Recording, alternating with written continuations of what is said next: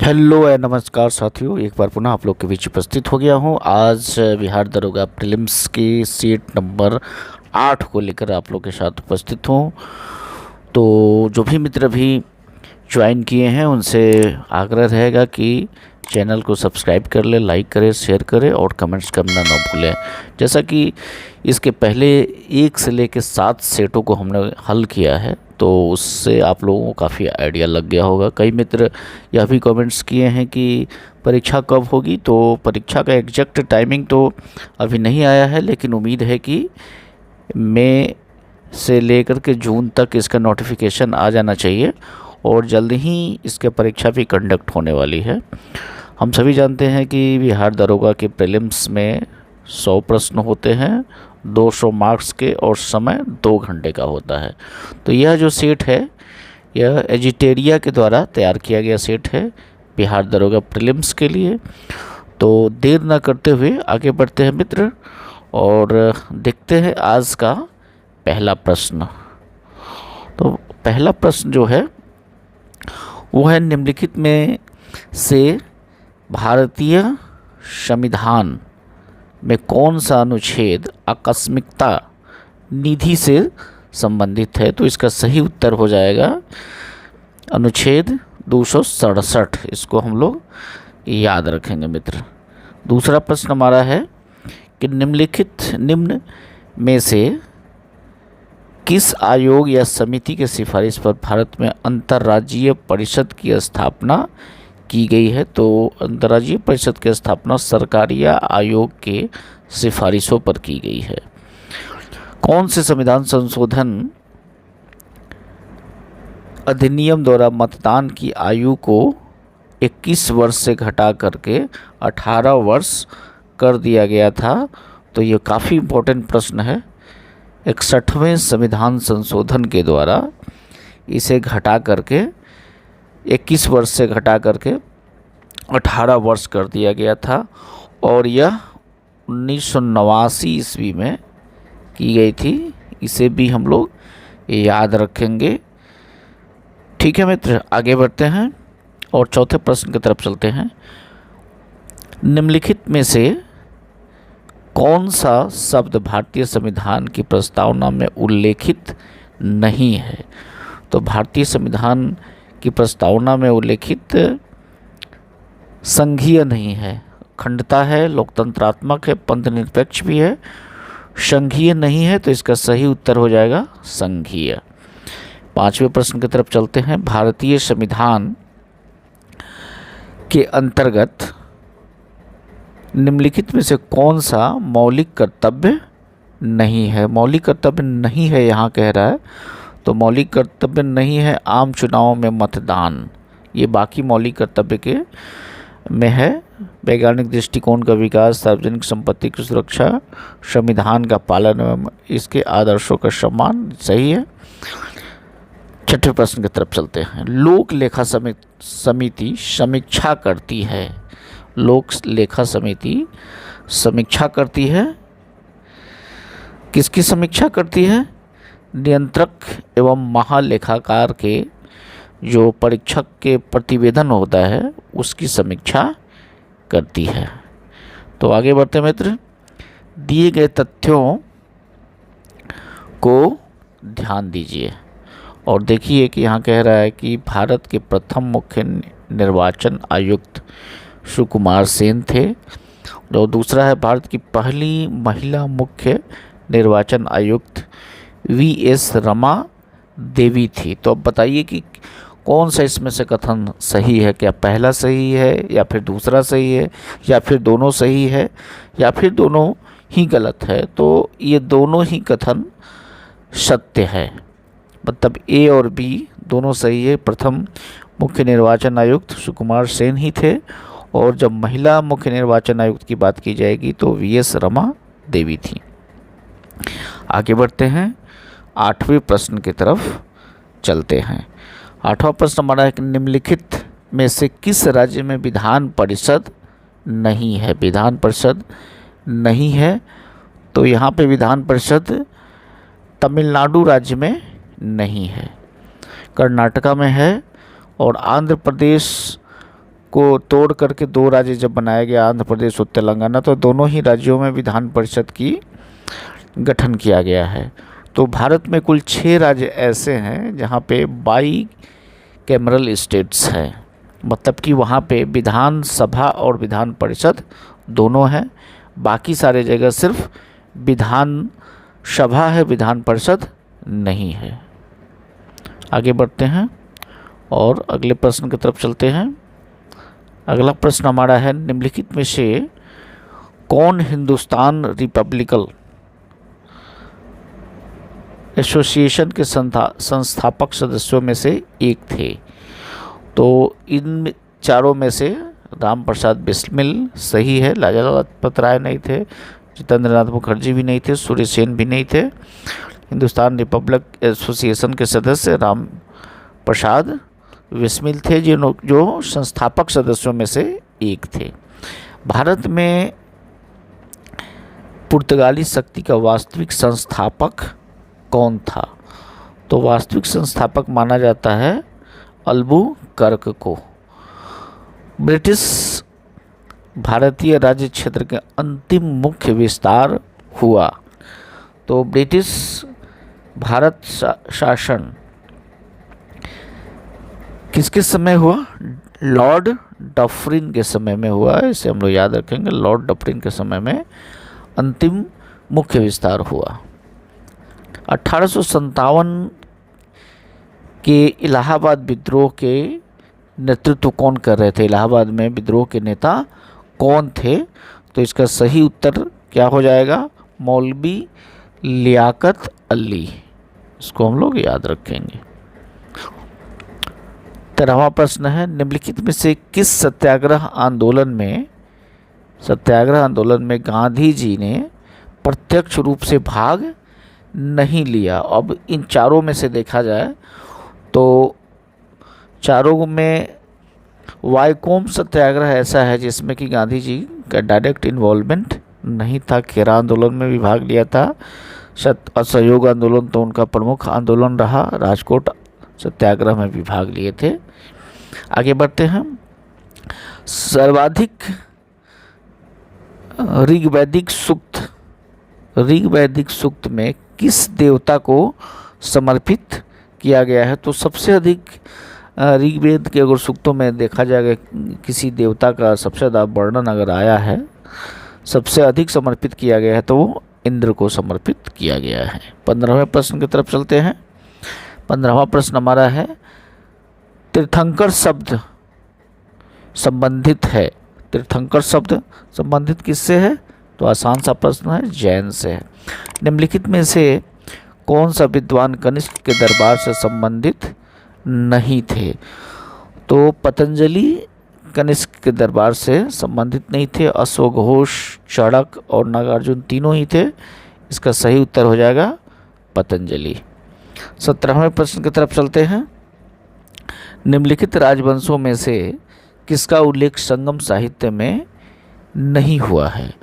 तो कदम्ब राजवंश का कहीं भी संगम साहित्य में वर्णन नहीं मिलता है। 18वां प्रश्न, मोहम्मद गोरी को सबसे पहले किसने पराजित किया? 18वां प्रश्न, सबसे पहले जो पराजित किया था वो भीमा द्वितीय ने किया था। उसके बाद फिर पृथ्वीराज चौहान ने भी पहली तराई की लड़ाई में पराजित किया। दूसरे में हालांकि हार गए, लेकिन पहली लड़ाई में इन्होंने भी पराजित किया था। 19वें प्रश्न की तरफ चलते हैं। निम्नलिखित में से किसने प्रसिद्ध कुतुब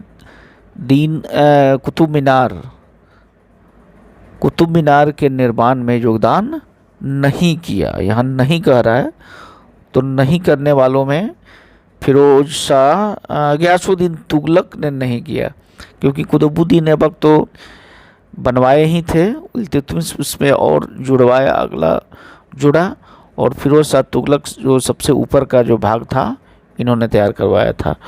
तो इसमें गयासुद्दीन तुगलक का कहीं भी कोई योगदान नहीं रहा है। अगले प्रश्न की तरफ चलते हैं। 19 के बाद 20वां प्रश्न। 20वां प्रश्न हमारा है, कृषकों की सहायता। 20वें प्रश्न में कृषकों की सहायता के लिए किस मध्यकालीन भारतीय शासक ने कबूलियत एवं पट्टा की व्यवस्था की? तो इसका सही उत्तर होगा शेषा सूरी। निम्नलिखित में से किस शासक ने तीर्थ यात्रा पर कर को समाप्त किया था? 21वें प्रश्न का उत्तर अकबर है। विश्व स्वास्थ्य संगठन का मुख्यालय कहाँ पे स्थित है? तो जेनेवा में है। आगे बढ़ते हैं। भारत का स्टैचू ऑफ यूनिटी किस राज्य में स्थित है? तो गुजरात में है। बुकर पुरस्कार जीतने वाली भारत की पहली महिला कौन सी हैं? तो बुकर पुरस्कार से जीतने वाली भारत की पहली महिला अरुंधति रॉय हैं। The God of small things नामक किताब इन्होंने लिखा था, इसके लिए इन्हें बुकर पुरस्कार मिला था। 25वें प्रश्न, भारत विश्व मरुस्थलीय एवं सूखा रोकथाम दिवस किस दिन को मनाया जाता है? तो यह 17 जून को मनाया जाता है। अंतर्राष्ट्रीय परमाणु ऊर्जा एजेंसी IAEA की स्थापना किस वर्ष की गई थी? तो 1957 ईस्वी में की गई थी। वारली लोक चित्रकारी किस राज्य की लोक कला का एक रूप है? तो ये महाराष्ट्र की एक लोक कला है।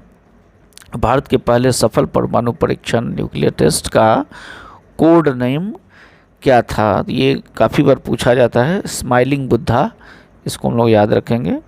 भारत की जो पहले परमाणु परीक्षण हुआ था, कब हुआ था? 18 मई 1974 को, इसको भी याद रखेंगे। 18 मई 1974 को पहली सफल परमाणु परीक्षण हुआ था और इसका कोड नाम था स्माइलिंग बुद्धा। निम्नलिखित में से कौन सा एक राज्य दंडकारण्य क्षेत्र का भाग नहीं है? 29वें प्रश्न हो जाएगा कर्नाटका। अब 30वें प्रश्न की तरफ चलते हैं। 30वां प्रश्न हमारा है, भारत में पहली बार वन महोत्सव कब मनाया गया था? 1950 में मनाया गया था। आगे बढ़ते हैं। निम्नलिखित में से कौन सी दूध देने वाली गाय की एक देसी नस्ल है? तो देसी नस्ल है लाल सिंधी गाय की एक नस्ल है। 31वें के बाद 31वें के बाद 32वें प्रश्न की तरफ चलते हैं। तो ये है हमारा 32वां प्रश्न। भारत का प्रथम राष्ट्रीय सामुद्रिक पार्क स्थित है? कच्छ की खाड़ी में है, इसे याद रखेंगे। राष्ट्रमंडल खेल 2022 में स्वर्ण पदक जीतने वाले जेरेमी लाल रिनुंगा का संबंध किससे है? तो इनका संबंध भारोत्तोलन से है। US ओपन 2022 में पुरुष एकल खिताब किस खिलाड़ी ने जीता था? तो इसको जीता था कार्लोस अल्कराज ने जीता था। स्वच्छ सर्वेक्षण 2022 के अनुसार इंदौर को लगातार छठे वर्ष सबसे स्वच्छ शहर घोषित किया गया। दूसरे और तीसरे स्थान पर किस शहर को घोषित किया गया? तो पहला स्थान तो लगातार 6 वर्षों से इंदौर रहा है। तो दूसरे और तीसरे स्थान पर सूरत और नवी मुंबई, पहले स्थान पर, दूसरे स्थान पर सूरत और तीसरे स्थान पर नवी मुंबई को किया गया है। इंटरपोल महासभा की बैठक 2022 कहाँ आयोजित किया गया था? 36, तो इसे नई दिल्ली में आयोजित किया गया था। राष्ट्रीय जल पुरस्कार 2022 से पूर्वी जोन के किस जिले को सम्मानित किया गया है? तो पूर्वी जोन के पूर्वी चंपारण बिहार का जो जिला है वहाँ उसे सम्मानित किया गया है। चिकित्सा के क्षेत्र में नोबेल पुरस्कार 2022 से सम्मानित श्वातो पाओ का संबंध किस देश से है? मतलब किस देश के वो रहने वाले हैं? तो स्वीडन के रहने वाले हैं। उदार शक्ति सैन्य अभ्यास का आयोजन भारत और किन देश के मध्य किया गया? 39वें प्रश्न का उत्तर हो जाएगा मलेशिया। 40वें प्रश्न की तरफ चलते हैं। अंतर्राष्ट्रीय बौद्धिक संपदा सूचकांक 2022 में भारत का स्थान कौन सा है?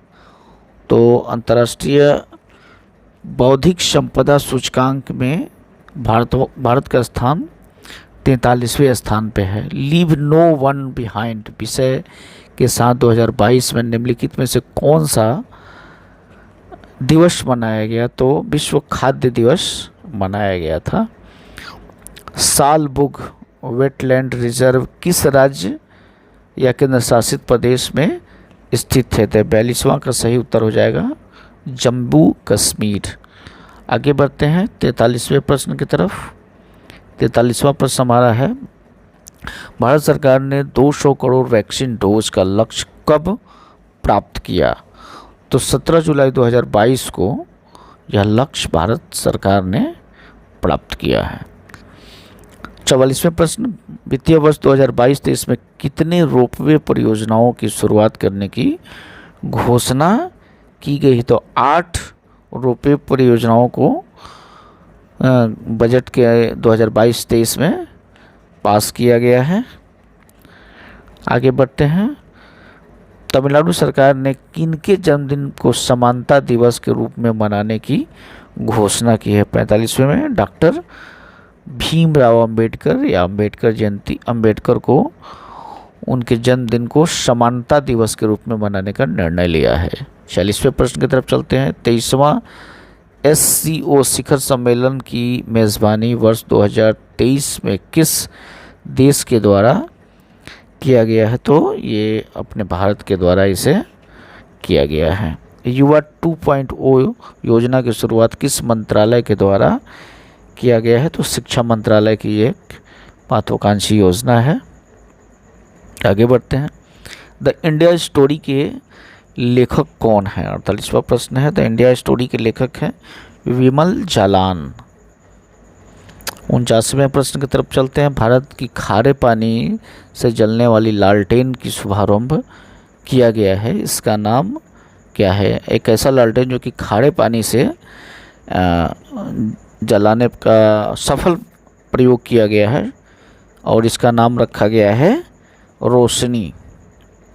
निम्नलिखित में से किसके उत्पादन में उड़ीसा का स्थान प्रथम नहीं है?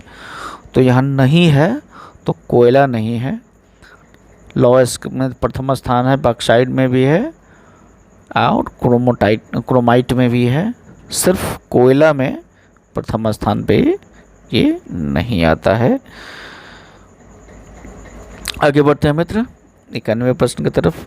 वन स्थिति रिपोर्ट 2021 के अनुसार भारत में वनावरण का प्रतिशत कितना है? तो 91 प्रश्न का सही उत्तर हो जाएगा 2.19। इसको याद रखेंगे हम लोग, सॉरी 2.91% होगा। 2.91% भारत का वनावरण प्रतिशत है। आगे बढ़ते हैं, सुभाष चंद्र बोस आपदा प्रबंधन पुरस्कार 2022 हेतु व्यक्तिगत श्रेणी में किन्हें चुना गया है? तो विनोद शर्मा को चुनाव किया गया है। हाल ही में जारी रिपोर्ट के अनुसार बिहार में गरीबी का प्रतिशत क्या है? तो बिहार में गरीबी का प्रतिशत 51.91% है। आधे से भी अधिक लोग आज भी गरीबी रेखा के नीचे जीने को मजबूर हैं बिहार में। आगे बढ़ते हैं और ये कौन सा प्रश्न था? 53वां प्रश्न। तो 54वें प्रश्न की तरफ हम लोग चलते हैं। ये रहा हमारा 54वां प्रश्न। ICC T20 वर्ल्ड कप 2022 के विजेता कौन सा देश है? तो 54वां का कौन सा देश है? इंग्लैंड है। निम्नलिखित में से किसे संयुक्त राष्ट्र के जलवायु प्रमुख के रूप में चुना गया है? 55वां का उत्तर हो जाएगा साइमन स्टील को चुना गया है।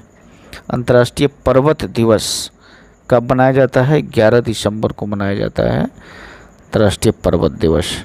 मेजर ध्यानचंद खेल रत्न पुरस्कार 2022 किससे सम्मानित किया गया? तो इसका हो जाएगा शरद कमल अंचता को सम्मानित किया गया। पिंडार निम्नलिखित में से किसकी सहायक नदी है? तो पिंडार जो है अलकनंदा की सहायक नदी है। केंद्रीय मृदा संरक्षण बोर्ड का गठन किस वर्ष में किया गया था? 1953 में से किया गया था, इसको याद रखेंगे। प्रमुख एल्युमिनियम कंपनी नाल्को की स्थापना किस देश के सहयोग से किया गया है? तो फ्रांस के सहयोग से नाल्को की स्थापना की गई है।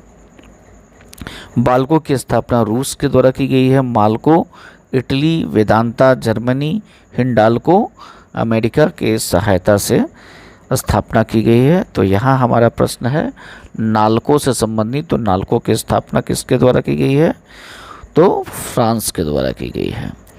भारत के जलीय समुद्री सीमा के साथ कितने देश जुड़े हुए हैं? 61 में सी हो जाएगा, मतलब कि 7 ऐसे देश हैं जो कि भारत के जलीय या समुद्री सीमा से जुड़े हुए हैं। ग्रीनलैंड द्वीप स्थित है। ग्रीनलैंड का द्वीप कहाँ पे स्थित है? आर्कटिक महासागर में स्थित है। आगे बढ़ते हैं। शिमला, मंसूरी, मनाली आदि किस हिमालय की भाग है? तो शिमला, मंसूरी और मनाली ये लघु हिमालय का भाग है। भारत और म्यांमार को कौन सा दर्रा जोड़ता है? तो इसको हम लोग कहते हैं तुजू दर्रा कहते हैं। आगे बढ़ते हैं। राकापोशी पर्वत कहाँ स्थित है? 65वां प्रश्न का उत्तर हो जाएगा पाकिस्तान में स्थित है। 66वें प्रश्न की तरफ चलते हैं। निम्नलिखित में से कौन सा अपवर्तनांक का मात्रक है? मीटर पर, ये नहीं होगा, मीटर तो होगा ही नहीं, मीटर पर सेकंड भी नहीं होगा, इनमें से कोई नहीं, मतलब कि इसका उत्तर सही हो जाएगा डी। वोल्ट मीटर का उपयोग किसके मापन में किया जाता है? तो 67 का उत्तर क्या हो जाएगा? विभवांतर हो जाएगा। 68 प्रश्न की तरफ चलते हैं।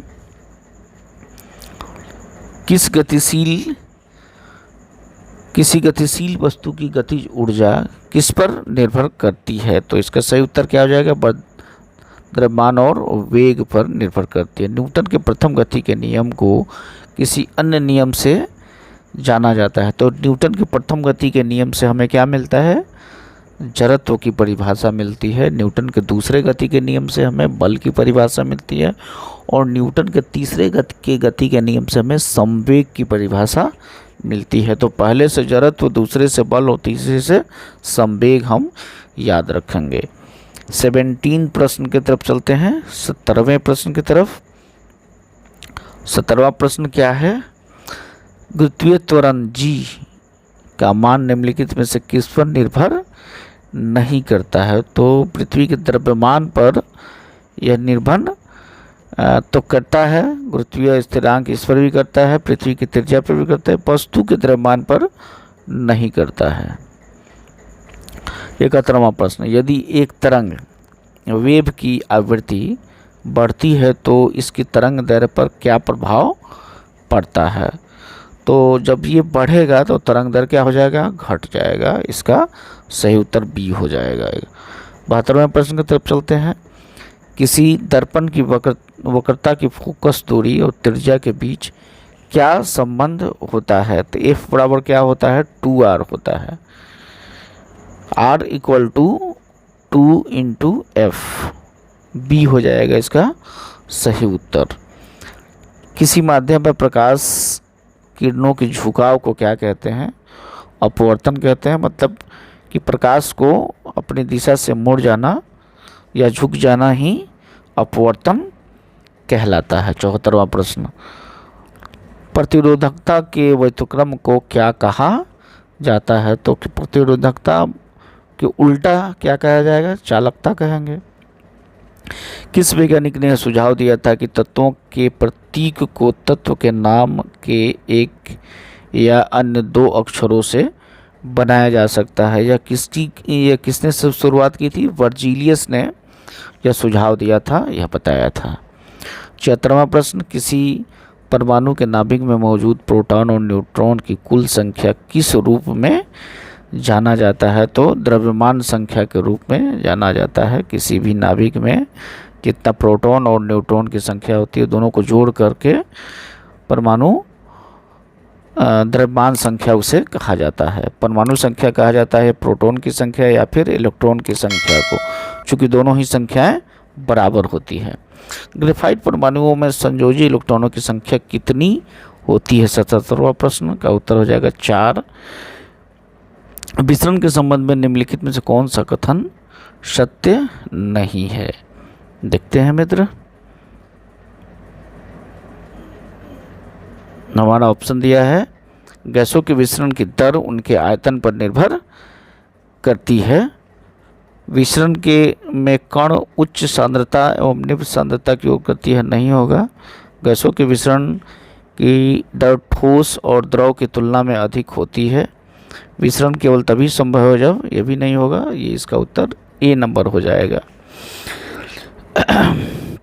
79वें प्रश्न की तरफ चलते हैं।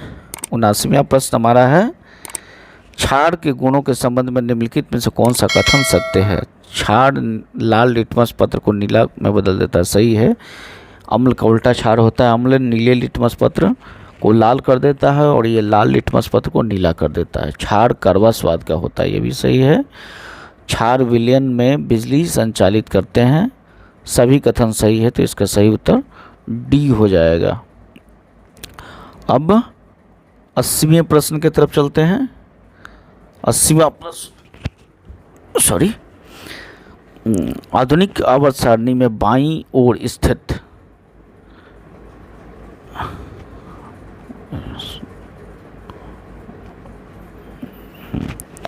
आधुनिक आवर्त सारणी में बाईं ओर स्थित एकमात्र गैस अधातु कौन सी है, तो ये क्या हो जाएगा, हाइड्रोजन हो जाएगा। निम्नलिखित में से किसका उपयोग जल की अस्थायी कठोरता को दूर करने के लिए किया जाता है। तो 81वें प्रश्न का उत्तर हो जाएगा, धोवन सोडा से हम जल की अस्थायी कठोरता को दूर करते हैं। निम्नलिखित में से किसे पानी में घोलने पर जिप्सम में परिवर्तित हो जाता है। 82, कैल्शियम सल्फेट हेमिड्रेट, कैल्शियम सल्फेट हेमिड्रेट मतलब कि सी हो जाएगा। 83वां, स्टेनलेस स्टील बनाने के लिए निम्नलिखित में से किस धातु को क्रोमियम के साथ मिलाया जाता है। निकेल और लोहा। निम्न में से कौन सा मकड़ियों के अध्ययन से संबंधित है। कौन सा ऐसा विज्ञान है जो कि मकड़ियों का अध्ययन करता है, तो ये हो जाएगा ऑप्शन ए हो जाएगा इसका उत्तर, आर्किनोलॉजी। पेशी उत्तक कितने प्रकार की होती है, तो पेशी उत्तक जो है हमारा वो 5 प्रकार की, सॉरी 3 प्रकार की होती है। पेशी उत्तक जो है वो 3 प्रकार की होती है। 86वें प्रश्न की तरफ चलते हैं। एक ही प्रजाति की विभिन्न आबादियों के बीच की आनुवांशिक भिन्नता को क्या कहा जाता है, तो आनुवांशिक विविधता कहा जाएगा। 87वां प्रश्न, जंतुओं का सबसे बड़ा समूह कौन सा है। सबसे बड़ा समूह क्या है, ऑर्थोपोडा समूह है। स्तनधारियों के हृदय में कितने प्रकोष्ठ होते हैं, तो स्तनधारियों के हृदय में 4 तरह का प्रकोष्ठ होता है। अब 89वां प्रश्न, सेब के फल में लाली का क्या कारण है, तो लाली का कारण होता है एंथोसाइनिन के द्वारा से ये लाल हो जाता है। 90वां प्रश्न, जीवन चक्र की दृष्टि से पौधे के सबसे महत्वपूर्ण भाग क्या है, तो सबसे उसका महत्वपूर्ण भाग पुष्प होता है। 91वां प्रश्न, सुमेलित करना है, तो देखिए सबसे छोटा बीज क्या होता है, आर्किड होता है। आर्किड होगा सबसे छोटा बीज। सबसे छोटा गुणसूत्र शैवाल होता है। सबसे छोटा पुष्प वुल्फिया का होता है और सबसे छोटी कोशिका क्लेस्टिकम किसका होता है, तो माइक्रोप्लाज्मा का होता है। तो इस प्रकार ये सुमेलित हो गया। तो ये जो सुमेलित है हमारा वो किस में है, 3, 1, 2, 4 मतलब कि ए। 92वां प्रश्न, निम्नलिखित में से किस समिति का संबंध मुद्रा आपूर्ति की अवधारणा से है। 92 प्रश्न, वाई रेड्डी समिति का संबंध मुद्रा आपूर्ति की अवधारणा से है। 93 प्रश्न, रुपये की परिवर्तनीयता का क्या तात्पर्य है, तो बी हो जाएगा, रुपये के अन्य मुद्रा में परिवर्तन हेतु अनुमति देना। किस वर्ष भारतीय रिजर्व बैंक का राष्ट्रीयकरण हुआ था? ये तो काफ़ी आसान सा प्रश्न है, हमेशा इस तरह से पूछा जाता है। 1949 हो जाएगा उसका उत्तर सही। और 94 के बाद हम लोग चलते हैं 95 प्रश्न की तरफ। 8 मूल उद्योगों के सूचकांक में निम्नलिखित में से किसको सर्वाधिक महत्व दिया गया है? रिफाइनरी उत्पाद को सर्वाधिक इसमें दिया गया है। आगे के 5 प्रश्न गणित से संबंधित है, तो इसके संबंध में हम लोगों ने पहले कई बार चर्चा कर चुके हैं कि आगे के सारे गणित के प्रश्नों को एक साथ हम लोग हल करेंगे। तो वीडियो के अंत तक आप बने रहें। कैसा लगा आपको वीडियो अपने कमेंट्स में ज़रूर करेंगे, और इस वीडियो का आप भरपूर लाभ उठाएं। वीडियो को लाइक करें, शेयर करें और कमेंट्स करना ना भूलें। बहुत बहुत धन्यवाद मित्र।